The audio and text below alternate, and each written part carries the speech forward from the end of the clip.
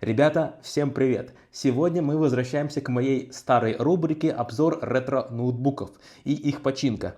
Собственно говоря, я очень давно эту рубрику ввел еще на английском языке, а сегодня у нас будет на русском языке и, так сказать, некоторые импровизации на эту тему. Смотрите, компьютер Samsung P28, к сожалению, я уже разобрал его, поэтому не задокументировал весь процесс его разборки, но я думаю, вам все равно будет интересно, как я его постепенно восстанавливаю и модернизирую, скажем так, или хотя бы чиню. Так вот, смотрите, стандартный ноутбук того времени, это 2004 год. Что у нас здесь есть? Это значит модем, непосредственно здесь. Модем уже сейчас не нужен. Видите, здесь даже есть для модема разъем отдельный. То есть кому сейчас нужен модем уже? Да никому. Тем не менее он здесь есть, поэтому можно его спокойно убрать. Wi-Fi модуль тоже устаревший, можно уже убрать его и заменить USB модулем, потому что, бесполезно, работать не будет нормально на новых сетях. CD-ROM, который я отсюда еле выскреб, то есть внутренности там уже нет, я вытащил отсюда всю внутренность CD-ROM, потому что он был сломан изначально. Вот. А вытащить вот эту коробку почему-то не получается. Я уже всю ее раскрутил, но что-то не снимается до конца, поэтому осталось разобраться, чтобы снять эту плату отсюда, материнскую, то бишь. Вот. Очень запыленные динамики, тоже нужно все почистить, помыть, все будет хорошо. Смотрите дальше что.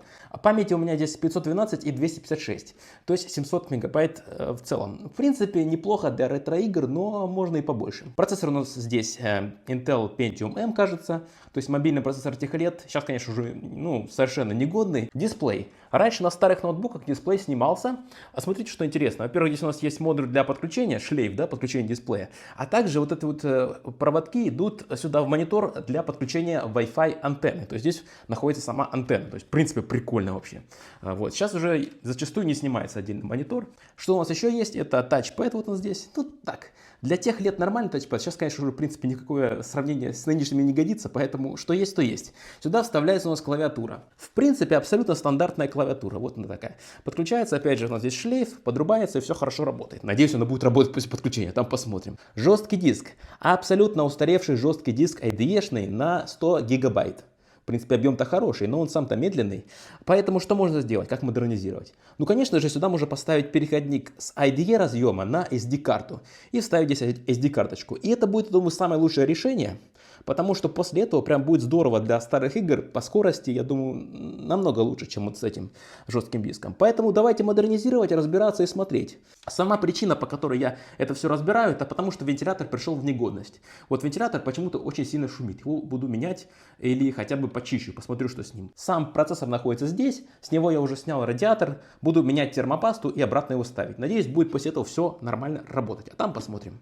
Дамы и господа, было решено удалить Wi-Fi и модемный модуль отсюда, с материнской платы. Почему? Потому что смысла в них нет. К сети современной подключиться мы не можем, а кому нужен модем? Правильно, никому. Вообще, странные дела с вентилятором. В принципе, я его почистил, он весьма чистенький.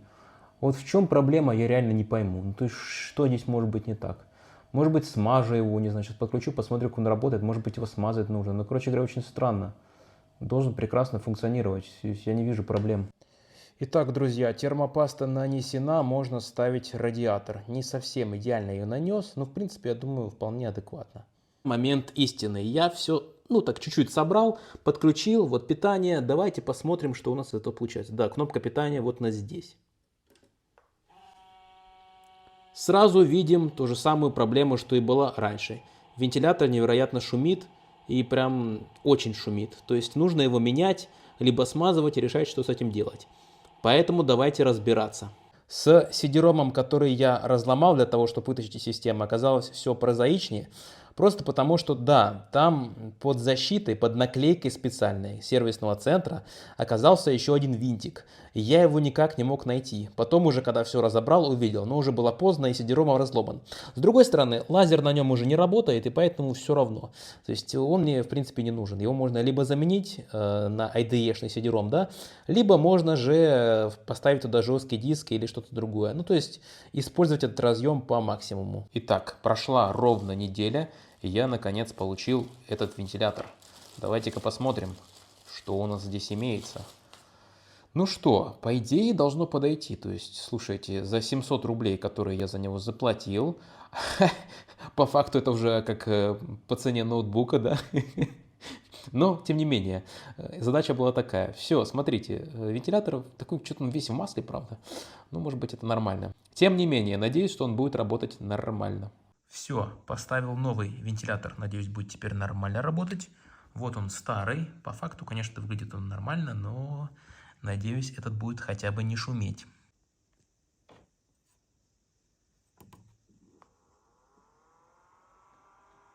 Так, на пробном пуске проблем нет. Ну, хорошо, значит. Итак, собираем потихоньку. Вот у нас основная плата, вот вторая часть. Нужно подключить шлейф тачпэда. Вот он тачпэд. Вот сюда вот. Вот к этой части. И после этого мы можем подключать дальше клавиатуру, подключать дисплей. В принципе, все стандартно, как вот для этих старых, да и не особо старых ноутбуков. Но с той лишь разницей, что дисплей теперь снимать уже не нужно. Итак, вот я вдел штыри, подключил монитор таким образом. Осталось его закрутить вот здесь и здесь. Шлейф сюда подключить вот. А эти вот кабели, это, собственно говоря, шло вот сюда, к модулю Wi-Fi. Но модуля Wi-Fi больше нет, потому что никакого смысла в этом модуле я тоже не вижу. Он уже устаревший. Поэтому вот, это сейчас я заизолирую, может быть, отрежу. И, в принципе, все, собираю, потом сюда клавиатуру, и почти готово. Так, запускаем, смотрим.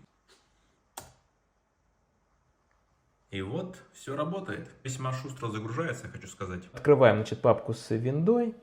Открываем Games. У меня тут игра, какая была, Quake 3 Arena. Давайте Return to Castle Wolfenstein. Моя любимая. Ну, что получается вот что. Да ладно. Запустилась, что ли? Слушайте, не запускалась раньше. Странно. Старые игры, они весьма продуманные. Так. Давайте.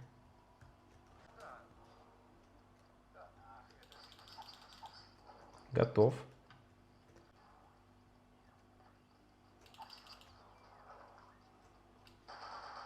Сдохни.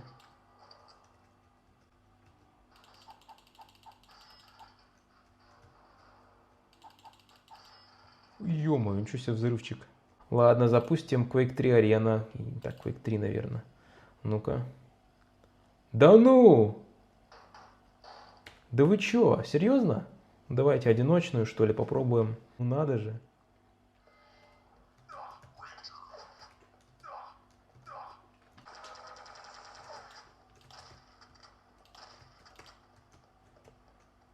Ты где ты?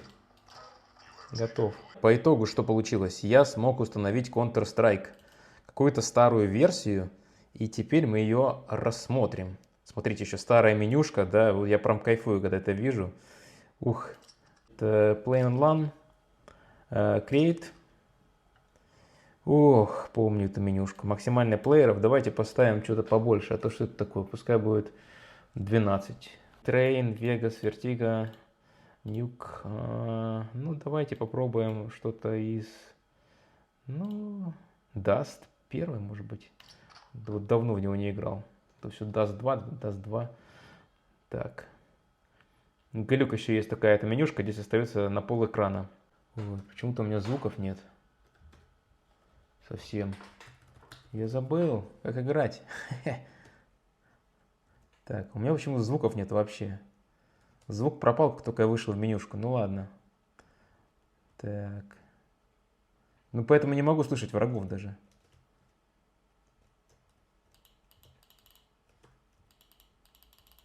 Да, готов.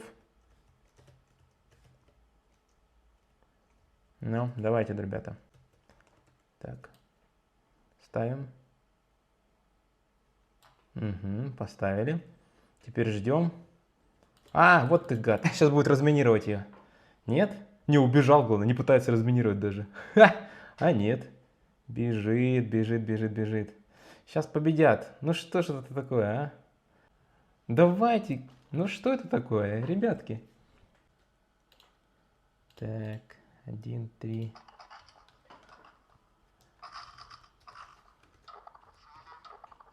Купить ничего нельзя, потому что денег нету. Так. Еще и звуки снега здесь. Вам-то не очень слышно, потому что я в наушниках, иначе очень громко. А, да что это такое? Вот в чем прикол, они должны были улететь. Вот в чем. Я даже не помню такую миссию. Ах ты гад.